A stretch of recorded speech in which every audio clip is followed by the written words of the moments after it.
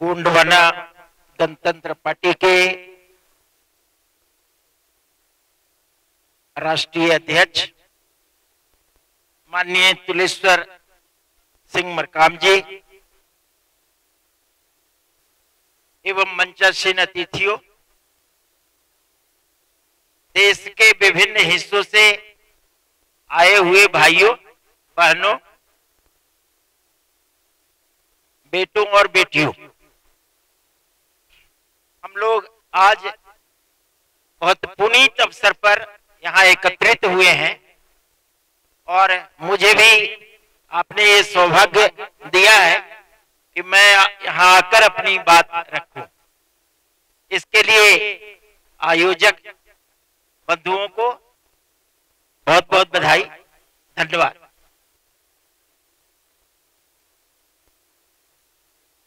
जहां हम आज बैठे हैं ये स्थली इस देश के लिए एक प्रेरणा स्रोत के रूप में दिख रही है, एक प्रेरणा स्रोत के रूप में उभर कर सामने आ रही है। ये 22वां साल और 22 सालों का लंबा संघर्ष आज उस मुकाम पर फिर से हम पहुंच चुके हैं जहां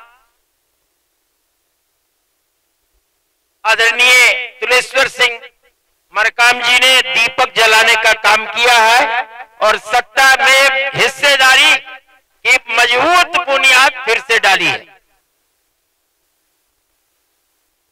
तो आज उस पुनीत, उस परम पवित्र आत्मा को याद करने का दिन है और उनकी जयंती पर हम सभी को श्रद्धा सुमन अर्पित करने का सौभाग्य मिला है। साथियों, एक और शख्स जो है निश्चित ही हमें वो कोरबा में रहे चाहे जैसा भी रहे, लेकिन दादा मरकाम जी के मान सम्मान स्वाभिमान को झुकने नहीं दिया। वो मुझसे निरंतर बात होती रहती थी और पुलिस प्रशासन के उस पद पर आसीन है, हमारे पास तो 3 स्टार में ही थे, लेकिन आज उच्च पदों पर पदासीन होते हुए अनुविभागीय अधिकारी पुलिस गौरव कोटा में है। मैं बड़े सम्मान के साथ में सम्मानित श्याम सिंह सिद्धार्थ साहब, मैं चाहूंगा कि आपके मंच पर मंचासीन होने का कष्ट करेंगे और मैं चाहूंगा कि पूरे इनके जोश खरोश के साथ में जोरदार ताली बजाकर सम्मान करने का कष्ट करेंगे। और हमारे युवा प्रदेशाध्यक्ष सम्मानित भाई प्रभु जगत जी, मैं चाहूंगा कि उनका अखिल गोंडवाना गोंड धर्म संस्कृति साहित्य सम्मेलन के इस महापर्व पर राष्ट्र तिलक लगाते हुए पीले पगड़ी से सम्मान प्रकट करेंगे। बीच में मैं रोका सम्मानित प्रोफेसर साहब को, इसके लिए मैं क्षमा प्रार्थी हूं। आइए सुनते हैं सम्मानित प्रोफेसर प्रमोद कुमार सिंह साहब को। धन्यवाद। हम लोगों ने अभी हमारे साथी मदन जी ने कुछ बातें रखी है बिहार के संदर्भ में। बिहार में आदिवासी समाज लंबे समय से संघर्ष कर रहा था और खासकर बिहार का जब विभाजन हुआ तो विभाजन के बाद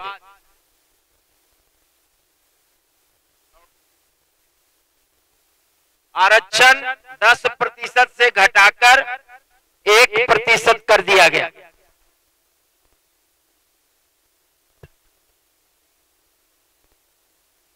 %10 से घटाकर 1% कर दिया गया और आदिवासी समाज को वहां संघर्ष करना पड़ा।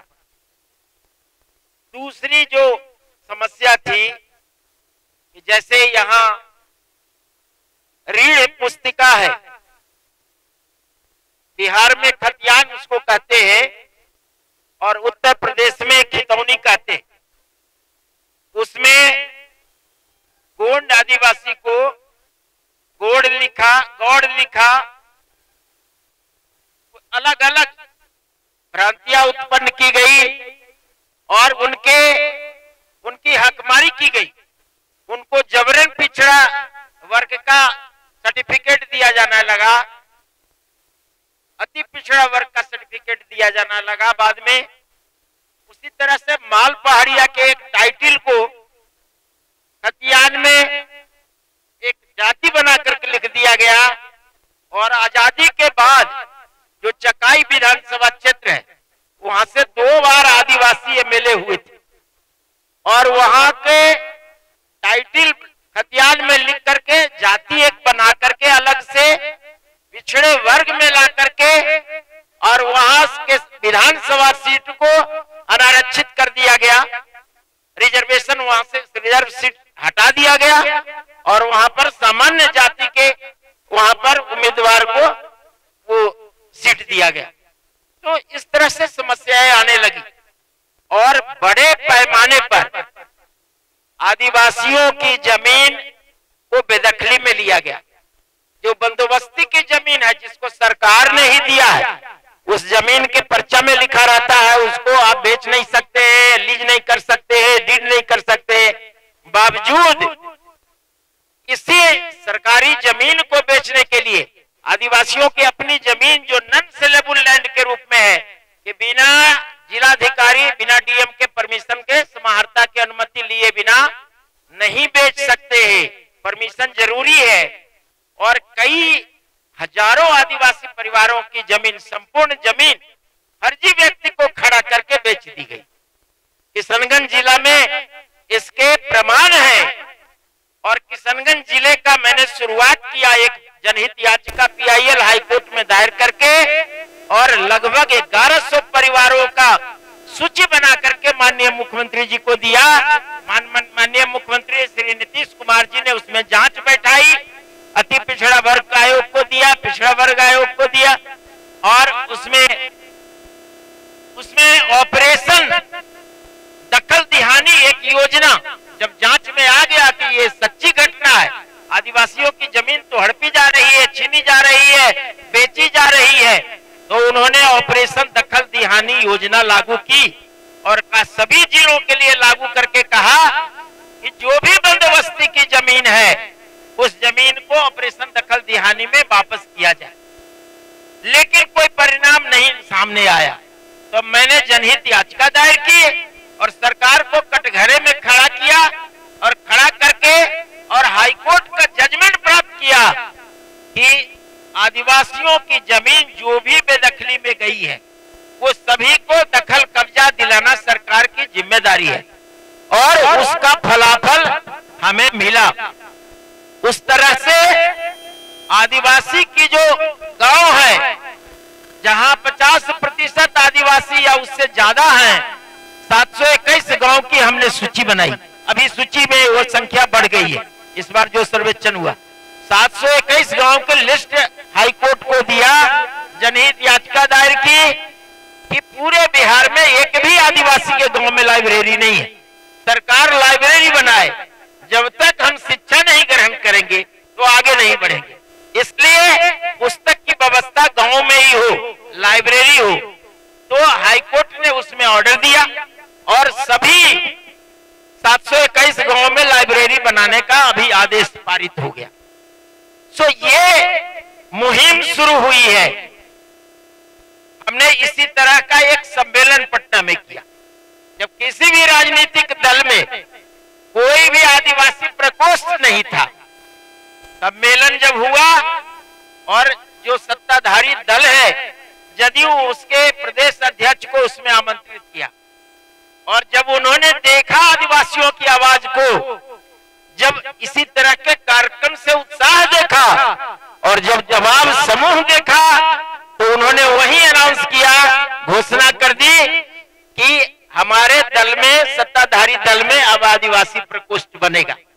और हमने उनसे कहा कि गोंड समाज सबसे ज्यादा वोट देता है, उनकी आबादी बिहार में 9 लाख है, इसलिए प्रदेश अध्यक्ष गोंड समुदाय का होगा और गोंड समुदाय से, गोंड जनजाति से अध्यक्ष बनाए गए और अभी 5वीं बार गोंड समुदाय का अध्यक्ष सत्ताधारी दल में है। आज भी वीरेंद्र कुमार गोंड अभी सिवान जिले से ही है, अजीत कुमार गोंड यहाँ बैठे हुए हैं, इनके जिले के ही व्यक्ति को हम लोगों ने प्रदेश अध्यक्ष बनवाया है। और उसी जो पहला प्रदेश अध्यक्ष बने उनको राज्य अनुसूचित जनजाति आयोग में उपाध्यक्ष बनवाया गया और उन्होंने उपाध्यक्ष का पद का उपयोग किया। आज वो दूसरे दल में है, ये अलग बात है। तो इस तरह से अलग अलग मुद्दे पर 6 जनहित याचिकाएं दाखिल की गई और उसमें जीत हासिल की गई। हम अभी एक है कि बिहार में जो इन्होंने कहा कि कोई शोध संस्थान नहीं था, वो किसी को घोषणा कर देंगे ये आदिवासी है, भाई उसको इथनोग्राफिक रिपोर्ट आप लीजिए, बिना इथनोग्राफिक रिपोर्ट के कोई आदिवासी कैसे बन सकता है। हम लोगों ने कहा कि आप आदिवासी शोध संस्थान बनाइए, तो जनहित याचिका दायर की और उसमें जीत हासिल की और पटना हाईकोर्ट के चीफ जस्टिस ने यह आदेश दिया कि आप टाइम बॉन्ड बनाओ और टाइम बॉन्ड करके ये शोध संस्थान लागू करो। अभी 3 एकड़ जमीन मिली है, 8 मंजिला भवन का स्वीकृति हुई है और एक अभी कीर्तिमान हासिल हुआ है कि अब वहां आदिवासी शोध संस्थान 24 पद सृजित हुए हैं और अभी वो फंक्शन करने की स्थिति में है। तो ये है। और जनजाति गांव में यही अजीत जी है सिवान जिले से, एक गोंड जनजाति का ही बात कर रहे हैं।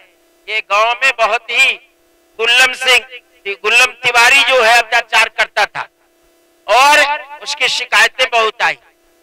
एक विधवा बहन ने जब शिकायत की हमसे, वो पुणे चली गई थी, हमने कहा कि आप गांव आओ और FIR मैं करवाता हूं। उन्होंने कहा कि भैया बहन कहे हैं तो हम तबे आएंगे जब उसको आप जेल भेजेंगे। मैंने कहा आप आइए, मैं जेल भेजवाऊंगा।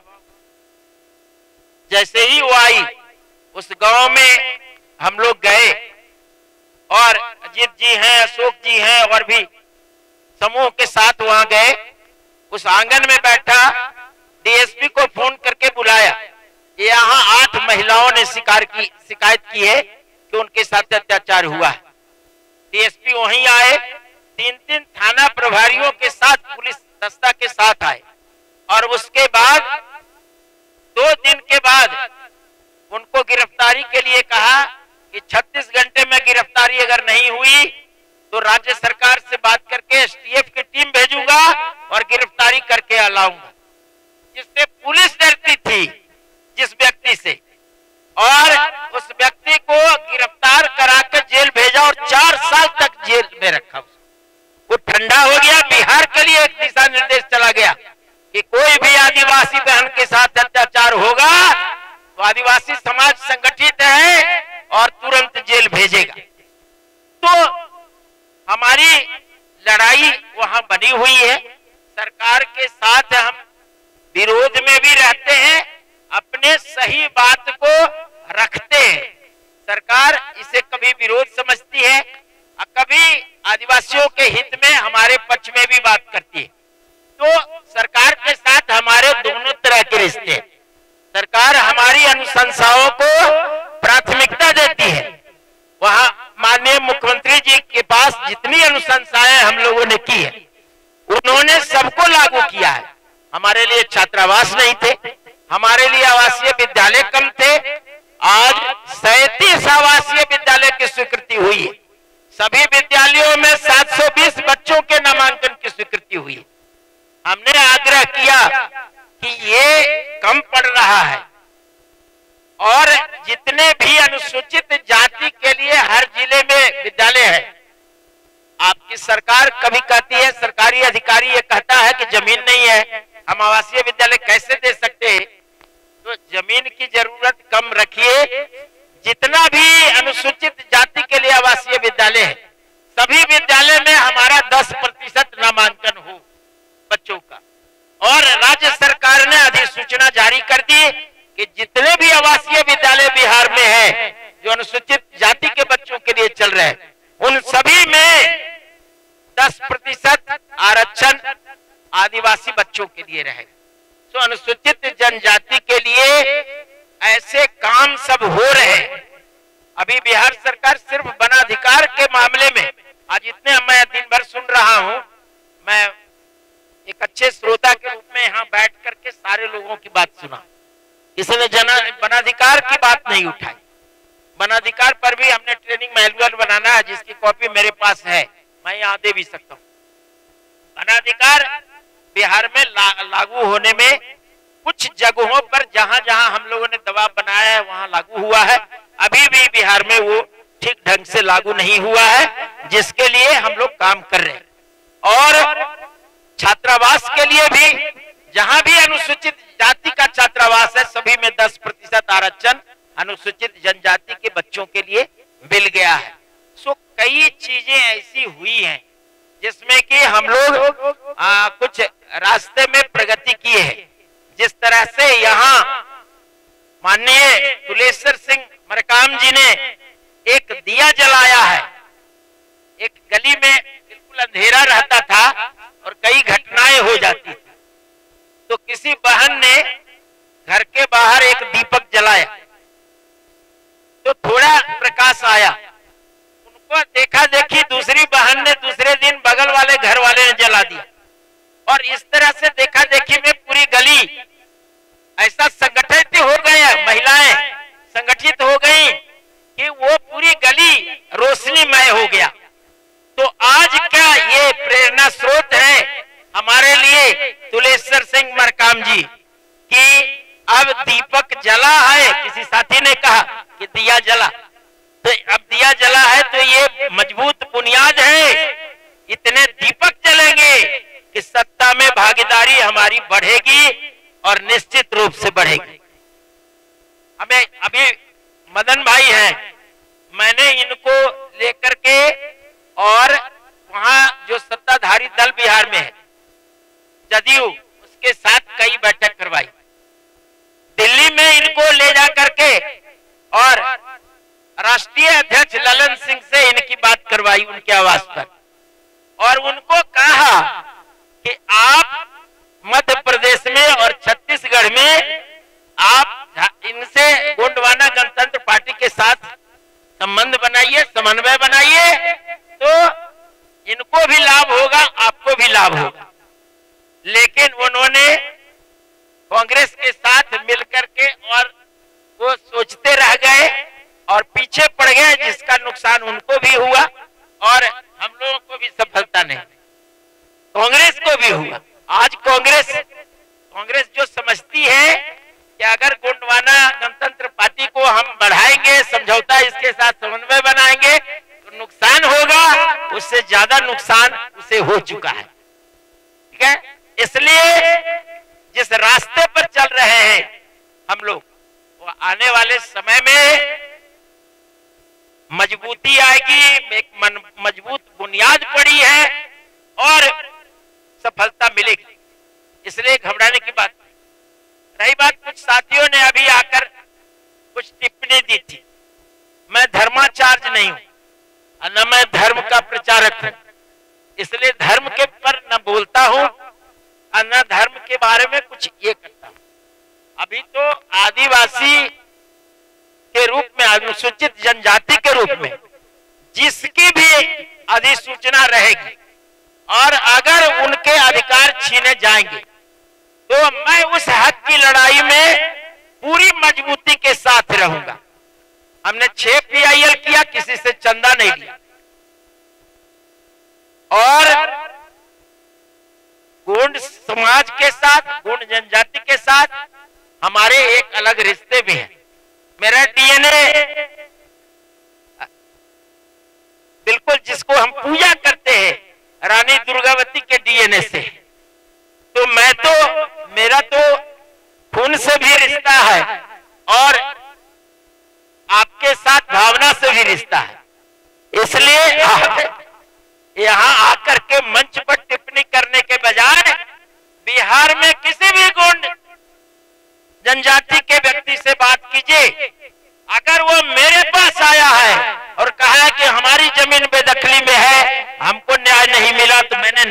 दिलाने के लिए हर संभव प्रयास किया है और सफलताएं भी मिली। तो इस लिहाज से किसी के विषय में जाने बिना, किसी के विषय में पूरी बात समझे बिना और अनर्गल टिप्पणी न करनी चाहिए, ये विशेष आग्रह। बाकी अगर किसी का अगर है मुद्दा तो उससे बात करें, मेरे सामने बात करें, मेरे सामने बात रखें। और मैं समझता हूं कि जिसका न्याय कहीं से नहीं मिलता है तो हमारे यहाँ आता है। तो मदन भाई जानते हैं, मैं अभी भी जितना आंदोलन में सहयोगी हूं, जितना आपके साथ विभिन्न मुद्दों पर मेरी सहभागिता है, लेकिन अलग हैसियत से मैं सरकारी कार्यक्रम में भी जाता हूं। और मदन भाई कई कार्यक्रमों में ऐसे देखे हैं। मैं एक्सपर्ट हूं अनुसूचित जनजाति का, जनजातीय मुद्दों का विशेषज्ञ हूं, तो हमारी अपनी एक अलग भूमिका है। मैं तो वहां के राज्य अनुसूचित जनजाति आयोग के साथ जाता हूं और अधिकारियों के साथ समीक्षा बैठक भी करता हूं।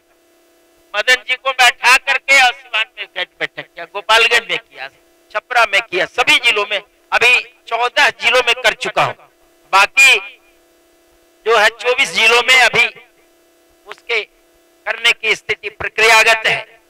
इसलिए आज चूंकि समय के अधीन है और मैं थोड़ा समय से अधिक समय ले लिया, निर्धारित समय से अधिक, इसलिए क्षमा याचना इसके लिए आयोजक बंधुओं से। अब फिर से कह रहा हूं, यह कार्यक्रम पूरे देश के लिए एक प्रेरणा स्रोत